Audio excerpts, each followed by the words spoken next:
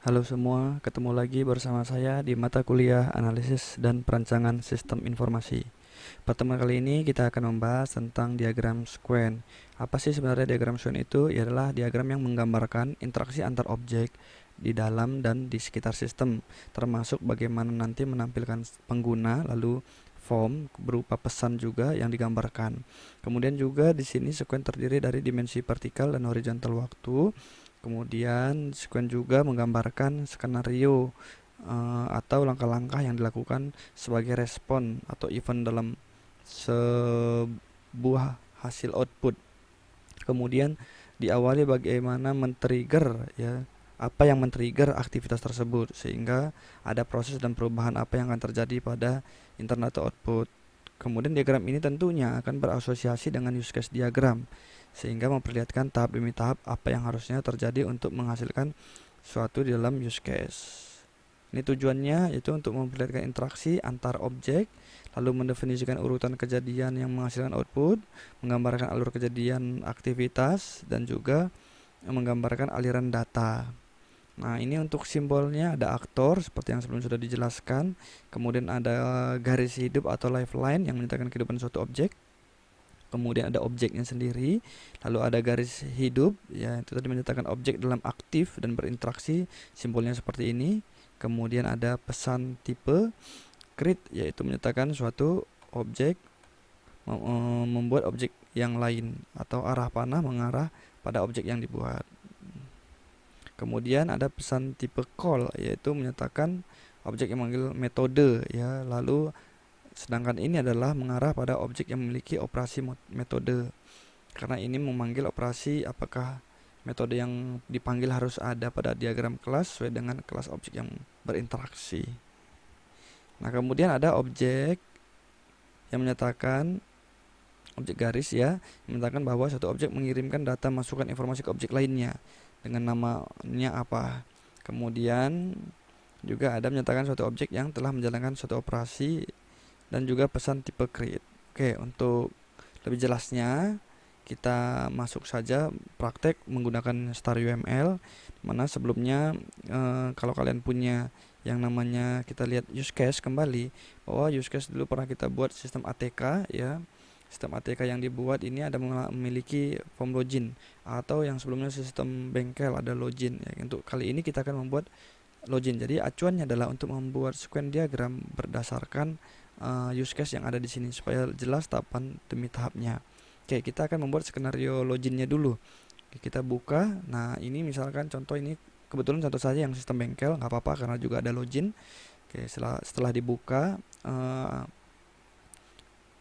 dibuka file yang minggu lalu ya, kemudian silakan diklik di sini. Oke, kita tambahkan aktor dulu karena untuk yang kita lihat di sini kita acuannya adalah use case yang sistem ATK. Nah ya, sistem ATK kita lihat use case persediaan ATK. Di sini ada dua aktor, ada general affair dan ada manager general affair. Maka kita akan gabungkan antara general affair dan manager general affair. Maka terlebih dahulu kita tambahkan dulu aktornya di sini. Cara menambahkan aktor, klik kanan di sini, add, pilih yang aktor. Oke, lalu kita buat di sini namanya general affair. Kemudian kita buat pemisah dan manager general affair. Lalu enter. Telah jadi, kemudian kita tambahkan sequence diagramnya. Cara membuatnya, klik kanan, kemudian add diagram, pilih sequence diagram, yang ini yang nomor 3. Oke, setelah muncul, kita tarik aktor yang telah kita buat tadi ke sini. Klik kiri, tahan, drag, lepas ke sini. Nah, muncul ya. Ini ada aktor general affair, nanti bisa kita rapihkan. Oke, kemudian setelah ini, seperti kita ketahui atau acuan yang sebelumnya bahwa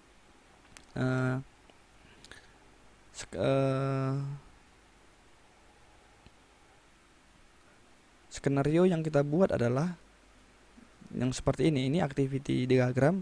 Kita acuannya kita buka, kita lihat di sini, kita lihat bahwa ketika masuk login itu adalah di activity-nya adalah buka aplikasi, menampilkan form login, input login ya, seperti ini untuk activity-nya. Kemudian untuk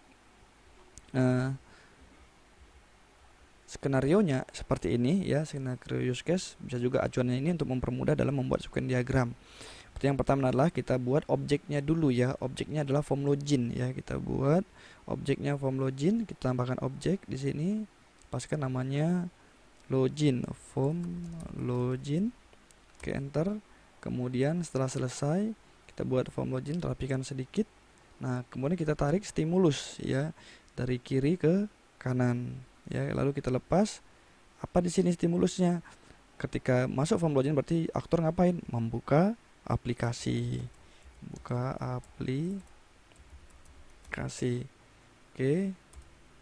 Kemudian setelah buka aplikasi, selanjutnya maka akan ada setelah form login ada validasi. Sebenarnya itu bisa kita buat nama objeknya adalah control.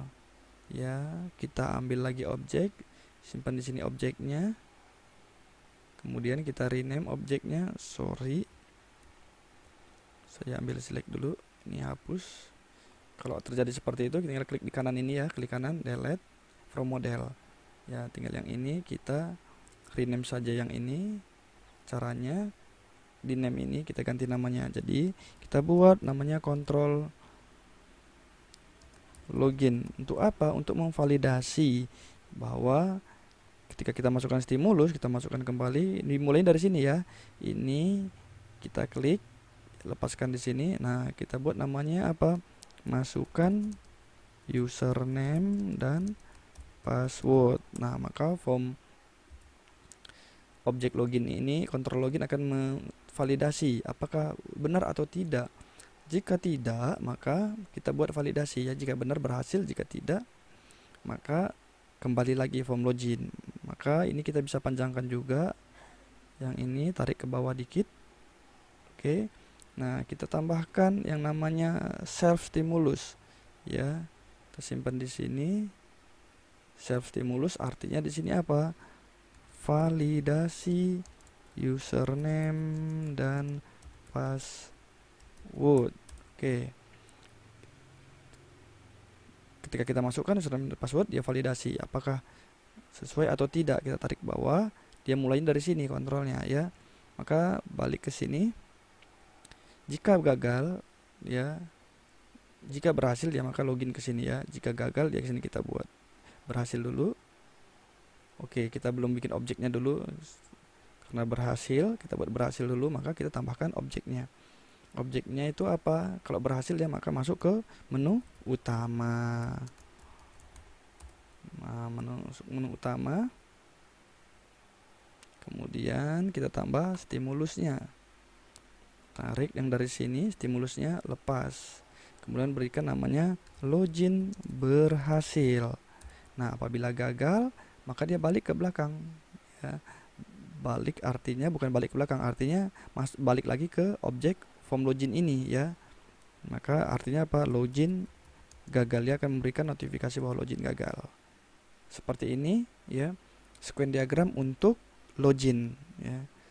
Silahkan ditambahkan untuk berdasarkan use case yang lain, sequence diagram yang lainnya. Misalkan tadi kalau kita lihat di sistem bengkel, misalkan kalau sistem bengkel kasusnya ada kelola part, kelola kasir, ya silahkan dibuatkan sequence diagramnya.